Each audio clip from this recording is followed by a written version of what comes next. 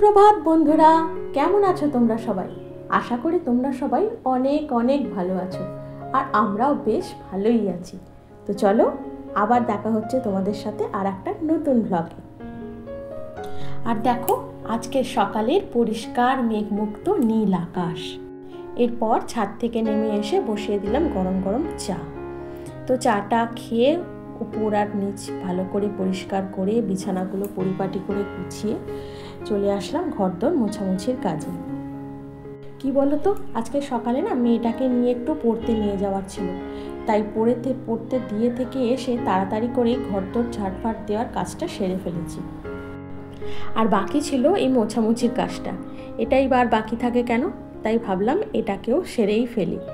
এটাকে সেরে ফেলে তাড়াতাড়ি করে টিফিনের দিকে যেতে হবে, কারণ আজকে হাজব্যান্ড রুটি খাবে বলেছে, আর ও ডিউটি বেরোবে, আর মেয়েরও আবার পড়া আছে বেলার দিকে। কি বলতো, রোজই এই এক কাজ করতে করতে না আমাদের হাউসওয়াইফদেরও একটা মাঝে মধ্যে একঘেয়েমি চলে আসে।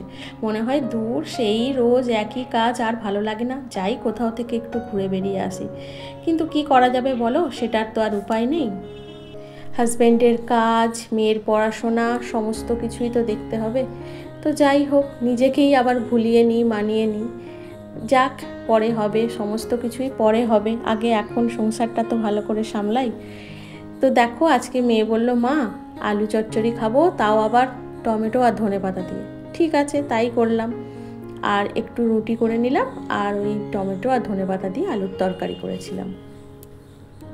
আমার মেয়েটার না প্রচুর খাওয়া নিয়ে নখরা, খালি এটা খাবো না সেটা খাবো না। তো দেখো, করে নিলাম আলুর তরকারি আর রুটি, আর সাথে ছিল শসা। তো টিফিন খাওয়া দাওয়ার পর চলে আসলাম ভাতটা বসাতে। তো ভাতও বসিয়ে দিয়েছি এদিকে, আর একটু ভিজিয়ে দিলাম ছোলাটা না অনেক কাজে লাগে জানো তো। হাজব্যান্ড মুড়ি দিয়ে খায় সন্ধেবেলা, তাছাড়া অন্যান্য তরকারির মধ্যেও আমি মাঝে মধ্যে দিয়ে থাকি। তো চলে আসলাম পালং শাক বসাতে, আর একদিকে দেখো ভাতটা ওই গ্যাস থেকে এই গ্যাসে শিফট করে দিয়েছি।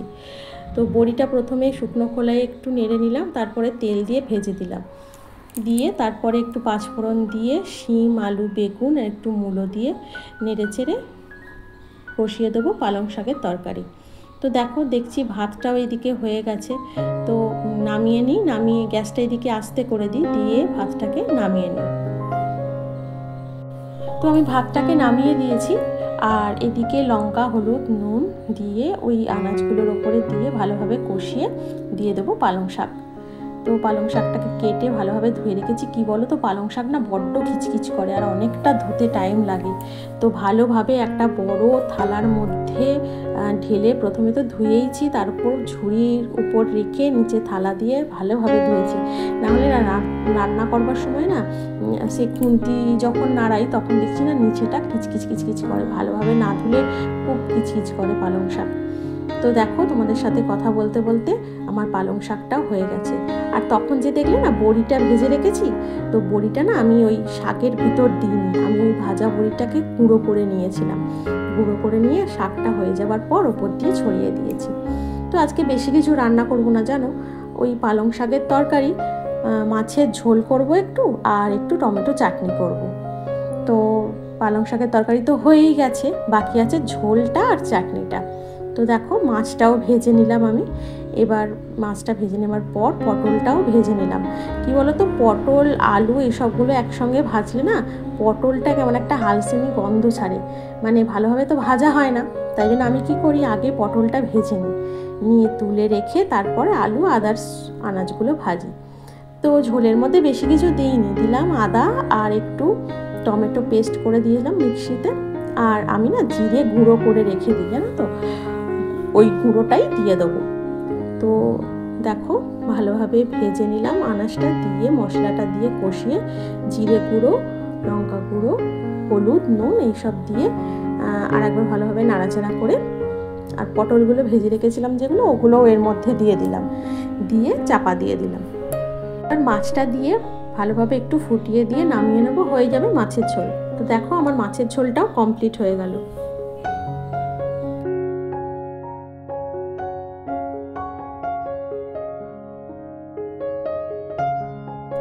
এরপর বসিয়ে দিলাম টমেটো চাটনি। তো টমেটো চাটনিটা কষিয়ে জল দিতে না দিতেই দেখো কে চলে এসেছে আমাদের বাড়িতে। চলে এসেছে লুচি, আবার সেই ছোট্ট লুচি চলে এসেছে, দেখো না।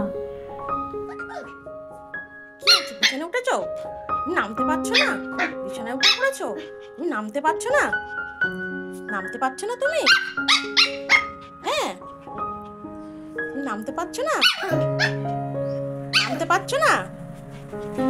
তুমি বিছানায় উঠেছো? লুচি